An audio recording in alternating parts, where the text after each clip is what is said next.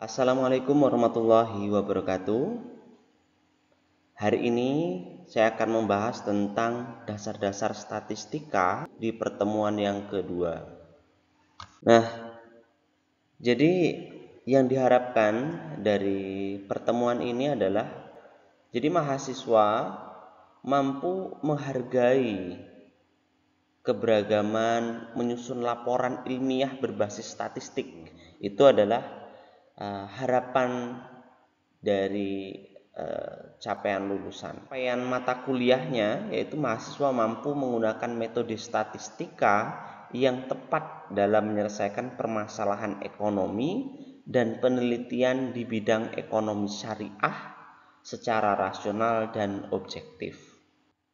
Baik, kita langsung saja masuk di konsep dasar. Jadi statistik itu merupakan sebuah ilmu penunjang, maka dia dikatakan sebagai statistika. Nah, jika dia merupakan kumpulan data, maka disebut dengan statistik. Nah, itu bedanya statistika dengan statistik. Nah, statistik itu juga sebagai atribut kuantitatif dari sebuah sampel. Nah, begitu. Jadi ketika kita ingin menganalisis dari sebuah sampel, itu kita bisa menggunakan statistik.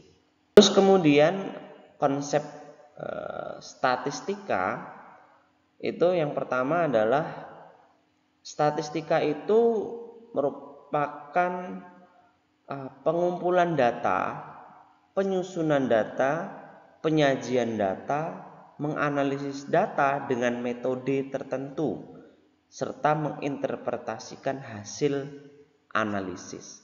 Nah, itu fungsi dari statistika. Nah, statistika itu ada dua. Yang pertama adalah statistika deskriptif, yang kedua adalah statistik inferensi. Nah, yang pertama adalah statistika deskriptif, itu berkenaan dengan pengumpulan, pengolahan, dan penyajian sebagian atau seluruh data untuk memberikan informasi tanpa uji hipotesis dan pengambilan sebuah kesimpulan. Nah, jika statistik inferensi itu setelah data dikumpulkan, maka dilakukan sebagai metode statistik untuk menganalisis data. Nah, di dalamnya itu terdapat uji hipotesis dan kemudian dilakukan interpretasi serta diambil sebuah kesimpulan. Nah, itu.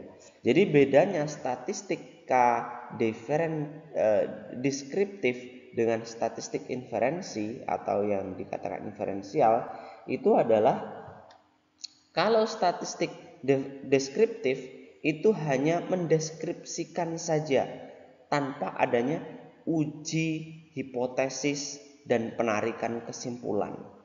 Tetapi kalau inferensi itu ada hipotesisnya dan bisa ditarik sebuah kesimpulan. Seperti itu. Nah, ketika statistika dan metode ilmiah. Jadi kalau dikatakan sebuah metode ilmiah itu adalah sebuah cara untuk mencari kebenaran yang bila ditinjau dari segi penerapannya, resiko untuk keliru atau kesalahan itu paling kecil. Nah, itu adalah metode ilmiah. Nah, langkah-langkahnya itu yang pertama harus ada rumusan masalah. Yang kedua, melakukan studi literatur itu seperti apa, kajian-kajian ekonomi, itu harus kita baca-baca terlebih dahulu. Bisa enggak kita lakukan dengan analisis regresi? Bisa enggak variabel ini kita analisis dengan korelasi? Nah, itu seperti itu. Terus yang ketiga adalah membuat dugaan-dugaan atau pertanyaan-pertanyaan atau yang sering kita dengar yaitu hipotesis.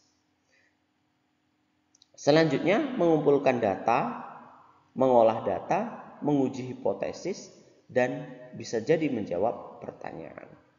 Setelah kita mengumpulkan data baik menggunakan kuesioner ataupun angket yang sudah kita pelajari di minggu lalu, nah itu bisa kita lakukan menguji hipotesis.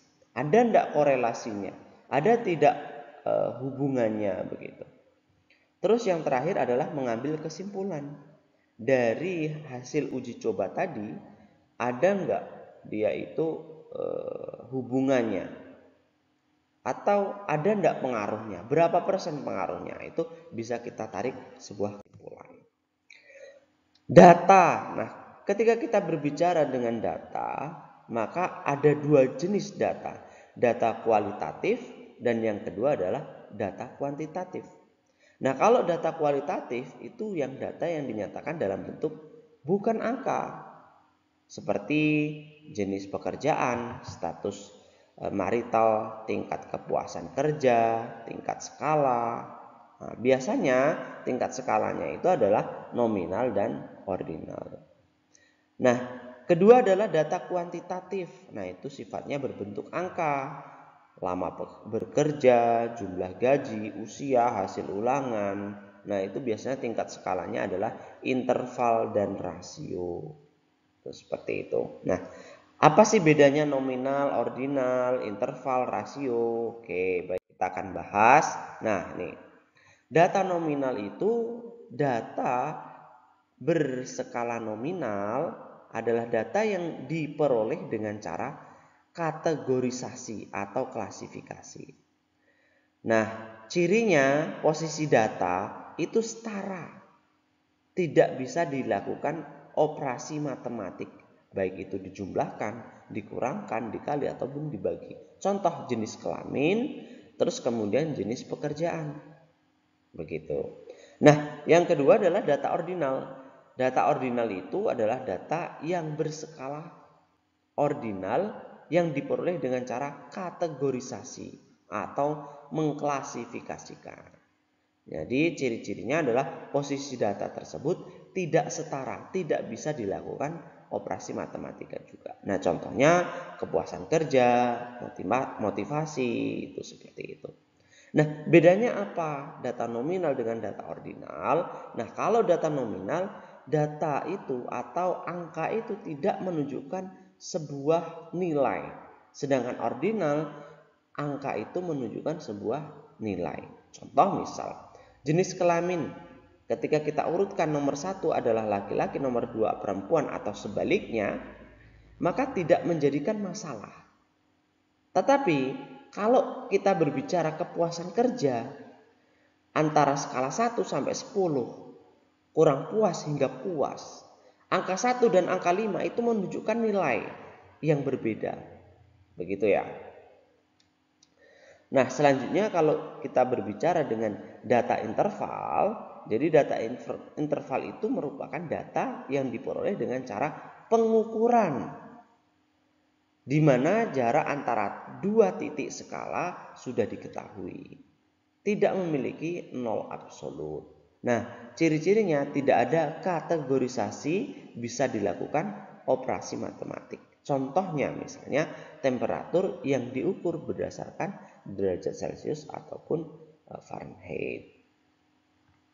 Nah, kalau kita berbicara dengan data rasio, merupakan data yang diperoleh dengan cara pengukuran di mana jarak antara dua titik skala sudah diketahui dan mempunyai titik nol absolut. Dia tidak ada kategorisasi, bisa dilakukan operasi matematika. Contoh misalnya gaji, jumlah buku, berat benda, itu seperti itu. Nah, kalau kita bedanya apa, Pak, antara data interval dengan data rasio? Baik, kalau data interval itu dia ada antaranya. Contoh misalnya suhu badan normal itu berapa sih? Dari 30 sampai 37 misalkan seperti itu. Jadi artinya ada data dari 37 hingga data dari 30 sampai 37. Sedangkan data rasio itu adanya misalnya nilai titik nol absolut. Kamu gajinya berapa? Oh, minggu ini tidak ada gajian, artinya 0 rupiah. Oh, minggu lalu itu digaji 500.000, berarti 500.000. Jadi ada angka 0 mutlak, itu seperti itu bedanya. Oke, selanjutnya kita masuk ke pengolahan data. Baik, dari pengolahan data itu ada parameter dan ada jumlah variabel. Kalau kita berbicara parameter, itu ada statistik parametrik dan statistik non parametrik. Nah, kalau statistik parametrik itu digunakan untuk data yang terdistribusi normal.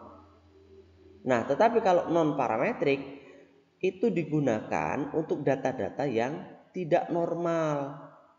Bisa jadi datanya itu bersifat ordinal. Nah, kalau sedangkan yang parametrik itu sifat datanya itu berbentuk rasio atau interval. Baik, kalau kita berbicara tentang penyajian data, itu ada beberapa. Salah satunya adalah tabel. Jadi tabel itu merupakan penyajian data yang populer di tempat kita, yaitu dengan memberikan keterangan-keterangan pada bagian kolom seperti itu. Seperti yang kita lihat di layar kita, itu ada pendidikan, SMU, akademi, sarjana, dan seterusnya. Itu memiliki keterangan-keterangan seperti punya soal. Buatlah distribusi frekuensi dari data nilai ujian statistik. Nah, ini datanya. Coba kalian semua buat dalam bentuk tabel. Oke. Nah, caranya adalah pause video ini sekitar 3 menit. Coba Anda kerjakan. Nanti bisa dilanjutkan untuk mencocokkan apakah hasil kalian semua benar atau masih ada yang kurang tepat, gitu ya. Baik, ini tinggal di pause saja, nanti cek hasilnya seperti apa. Oke, kita lanjut, kita coba jawab. Oke, nah ini langkah pertama, tentukan data terkecil dan terbesar. Oke, dari data yang tadi, maka terlihat data yang paling kecil adalah 10. Data maksimumnya berapa? Ternyata 98. Maka ranknya 98 dikurang 10 ditambah 1. Maka adanya 89. Terus selanjutnya, nah kita melihat ranknya 1 ditambah 3,3, log n-nya ternyata 60. Nah, ketika dijumlah-jumlahkan hasilnya adalah 7. Selanjutnya, tentukan panjang kelasnya. Rank dibagi dengan K. 89 dibagi 7, hasilnya adalah mendekati 13. Terakhir, barulah kita membuat tabel distribusi frekuensi data berkelompok. Artinya, kita buat kelas interval dengan lebar 13 mulai dari data terkecil, yaitu data 10. 10, kemudian 10, 11, 12, 13, 14, 15, 16, 17, 18, 19, 20, 21, 22. Berarti dari 10 sampai 22 itu ada 13, seperti itu. 23 sampai 35 juga ada 13 dan seterusnya. Dari itu kita lihat data-data tadi. Oh, ternyata dari 10 sampai 22 itu ada 2 data. 23 sampai 35 ada 3 dan seterusnya. Bisa ya cara membuatnya? Coba apakah ada yang jawabannya tadi kurang tepat? Nah, kalau kurang tepat nanti harus banyak berlatih di rumah. Oke,